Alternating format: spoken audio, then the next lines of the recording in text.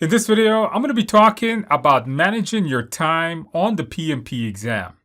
Now, if you're taking the current PMP exam, you know that it's critical to understand how the exam is laid out and how you should manage that time. I'm Andrew Ramdia, and I am the author of this book, PMP Exam Prep Simplified, which is Amazon's bestseller for the PMP exams. If you want to knock out your exam, get this book. All right, let's get right into this here and get you guys what you need to know. So let's talk about time management. Now, if you've attended my live streams that I do every Tuesday night at 7 p.m. Eastern time, join me if you could, you'll notice that some people finish this exam with 1.5 hours left. In other words, they took about 2.5 hours. Some people finish it, have an hour left. Some people finish it and have 30 minutes left. And then some people don't finish it. In fact, last week, what prompted me to make this video was that somebody said that they finished the exam and didn't answer 20 or 30 questions. Oddly enough, they still passed and they didn't answer all those questions.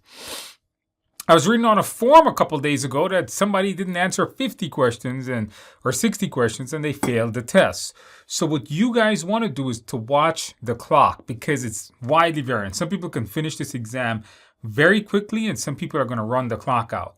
Now, the majority of students that I know of will pretty much take the entire time to finish the exam. In other words, you're going to be there for the entire duration of the test. So in this video, I'm going to give you guys some tips and I'll give you guys 2 time hacks of how to gain more time, some things you can do to actually gain more time and finish the exam sooner. So let's go through it. What are those things? Let's knock them out. So the first thing up is I want to tell you about the exam. So the exam is going to be 230 minutes and you're going to have to do 180 questions. So 230 minutes, 180 questions. That works out to about 1.2 minutes per question, or about 75 seconds per question is really what that comes out to.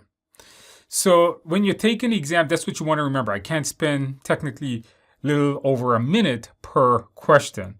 Now, the exam is broken down into 3 sets of 60. So I broke that down here for you and I show you guys how to manage the time here. There are 2 breaks included on the exam that is not part of the 230. So the total seating time for the exam, including breaks, is 250 minutes. So what that means is you get 230 minutes to answer questions. You take 2 10-minute breaks. So it's 250 minutes. You're taking that exam for. That includes the breaks. Let's see how it's broken down. So I'm going to give you guys the breakdown here, and then we're going to talk about some ways of how to gain time and answer questions and stuff like that. So let's knock this out here. So the exam starts with the timer at 2:30 and it clicks down. That's another common question. It doesn't like tell you it doesn't go up to 4 hours. No, it starts at 2:30 and it works its way down. Now remember, it's 3 sets of questions, 3 sets of 60 questions. So it starts at number 2:30, minute number 2:30, and then it starts to go down. Within that first section, you're going to do questions 1 to 60. Now, each one of these sets should take about 75 minutes. So keep that in mind. 75 minutes, it should take about each one of the 60 questions set. Now you say, how'd you get that number? Well, 230 divided by 3, basically. So if you start at 230, by the time you finish this set, it should be at number 155 when you start the next set. Literally 230 minus 75. Now, when you finish this first 60 question set, so let's say you're doing the exam, you start the exam, you start question 1 to question 2, question 3, you get to question number 60 and you finish it, the exam says, would you like to submit this set? You submit it, it says, would you like to take a break? And you say, yeah, I want to take a break. You click yes and a 10-minute timer starts. Now, during this break, you can actually leave the exam room. You can take a walk, use the bathroom, you can get something to eat. I tell people stay on your feet because you've been sitting on your butt all the time. Go walk around a little bit, do some push-ups, get the blood flowing. You need blood in your brains. You need oxygen in your brain to keep on thinking. Now, you come back, you start the exam. You're going to start at around number 155. Then you do questions 61 to 120. After you finish questions 61 to 120, you get another break that's 10 minutes. Now, you're going to want to take this break, and particularly this break, because this break is super important. You see, in this break, you're going to be super tired because you've finished 120 questions. You've been sitting in front of this exam for about 2 hours plus now at this point. So it's going to get pretty tiring. So please take this break, 10 minutes once again. Get up, walk around, get some blood flowing. You come back now. The timer is right around, it should be, I should say, right around 80 minutes.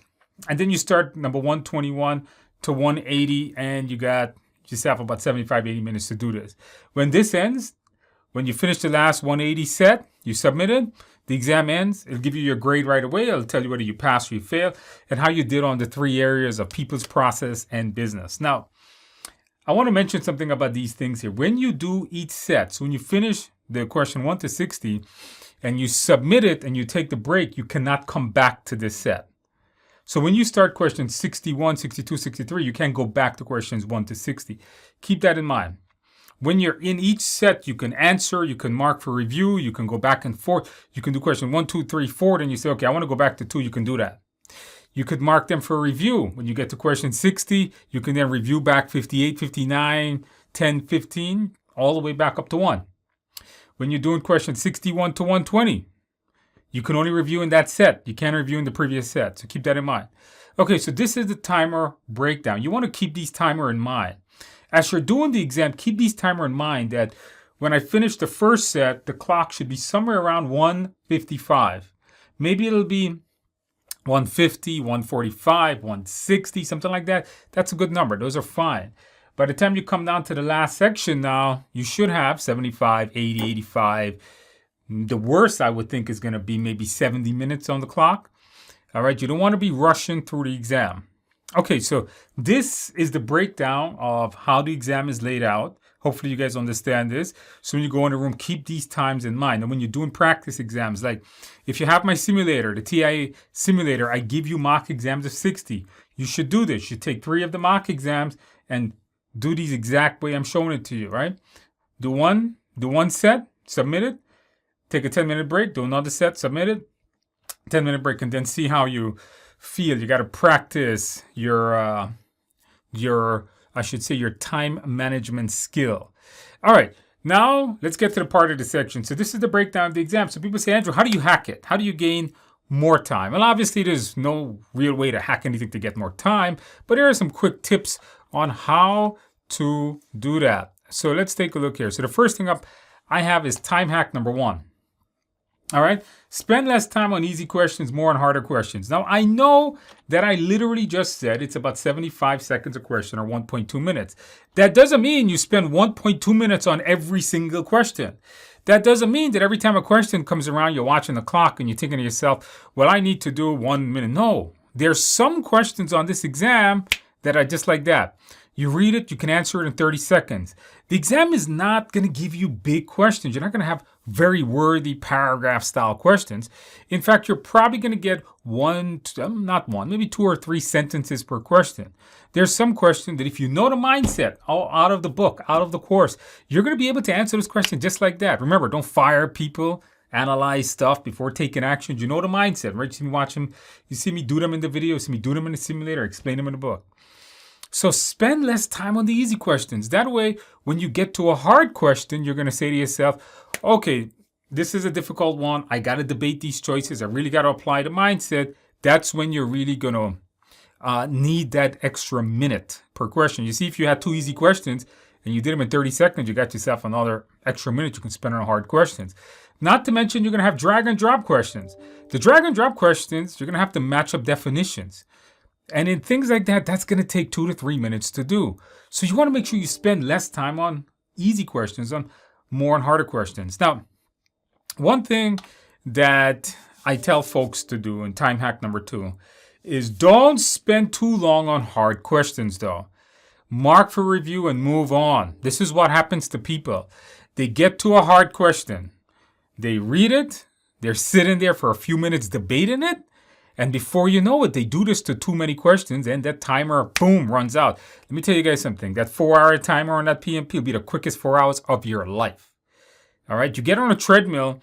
I was on a treadmill this morning and that 30 minutes just never ends. But you get into an exam room, that 30 minutes just like that.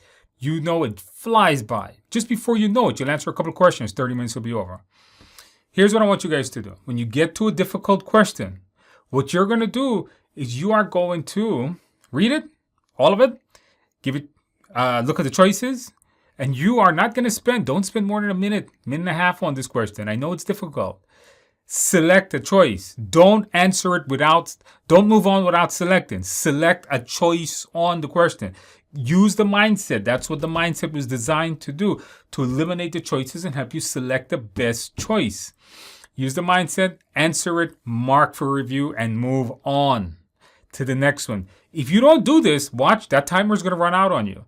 You're going to get to the last 60 set, 121 to 180, and instead of having 70 or 80 minutes, you're probably going to have 20, 30 minutes. And I've heard about this way too many times. That's why I'm saying it. So what you're going to do, read it, give it your best guess, answer it, move on. Read it, give it your best guess, answer it, move on. Now, when you get to the end of the section, and you still got a little bit extra time. Remember I showed you the section times. What was it? 230, 155, and 80. Remember something. When you get to the end of the section, and you still got maybe you got a few minutes more, 10 minutes extra, 5 minutes, go back and review it and debate those answers if you want. But don't let the hard question consume the time, because you know what's going to happen? You spend too long on these hard questions, and then you never get around to answering the easy questions that came at the end, and you end up failing the test. You don't want that. All right, so that is a couple tips there on how to manage your time. Hopefully you guys enjoyed this video. If you do, please give the video a like. Subscribe to the channel. We got much more content for you guys on how to pass your exam on the first try. Get my books, get my videos, get my simulator if you want to pass your exam on the first try, and I'll see you in the next video.